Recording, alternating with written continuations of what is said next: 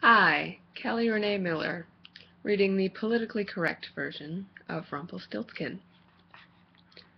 Long ago, in a kingdom far away, there lived a miller who was very economically disadvantaged.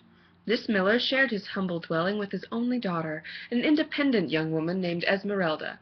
Now, the miller was very ashamed of his poverty, rather than angry at the economic system that had marginalized him, and was always searching for a scheme to get rich quick. "If only I could get my daughter to marry a rich man," he mused in a sexist and archaic kind of way. "She'll be fulfilled, and I'll never have to work another day in my life." To this shabby end he had an inspiration. He would start a rumor that his daughter was able to spin common barnyard straw into pure gold. With this untruth, he would be able to attract the attention of many rich men and marry off Esmeralda. The rumor spread through the kingdom in a manner that just happened to be like wildfire, and soon reached the prince. As greedy and gullible as most men of his station, he believed the rumor and invited Esmeralda to the castle for a May Day festival. But when she arrived, he had her thrown into the dungeon into a dungeon filled with straw, and ordered her to spin it into gold. Locked in the dungeon, fearing for her life, Esmeralda sat on the floor and wept.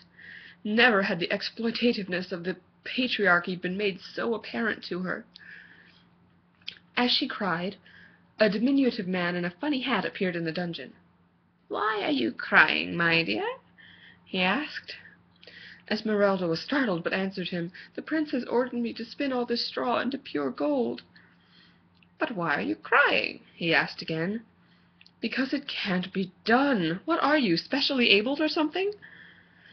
The differently statured man laughed and said, "Dearie, you are thinking too much with the left of your brain, you are. But you are in luck. I will show you how to perform this task. Yes, but first you must promise to give me what I want in return." With no alternative, Esmeralda gave her consent. To turn the straw into gold, they took it to a nearby farmers' cooperative, where it was used to thatch an old roof. With a drier home, the farmers became healthier and more productive, and they brought forth a record harvest of wheat for local consumption. The children of the kingdom grew strong and tall, went to a cooperative school, and gradually turned the kingdom into a model democracy with no economic or social injustice and low infant mortality rates. For his part, the prince was captured by an angry mob and stabbed to death with pitchforks outside the palace. As new investment money poured in from all over the world, the farmers remembered Esmeralda's generous gift of straw and rewarded her with numerous chests of gold. When all this was done, the diminutive man in a funny hat laughed and said, "That is how you turn straw into gold." Then his expression became menacing. "Now that I have done my work, you must fulfill your part of the bargain. You must give me your first-born child." Esmeralda shot back at him. "I don't have to negotiate with anyone that would interfere with my reproductive rights." The vertically challenged man was taken aback by the conviction in her voice. Deciding on a change in tactics, he said slyly, "Fair enough, dearie. I'll let you out of the bargain if you can guess what my name is." "All right," said Esmeralda. She paused a second, tapped her chin with her finger, and said, "Would your name be, I don't know, maybe Rumpelstiltskin?"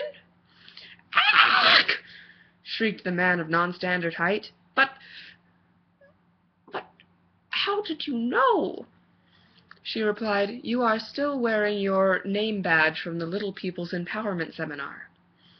Rumpelstiltskin screamed in anger and stamped his foot, at which point the earth cracked open and swallowed him up in a rush of smoke and sulphur. With her gold, Esmeralda moved to California to open a birth control clinic, where she showed other women how not to be enslaved by the reproductive systems, and lived to the end of her days as a fulfilled, dedicated single person.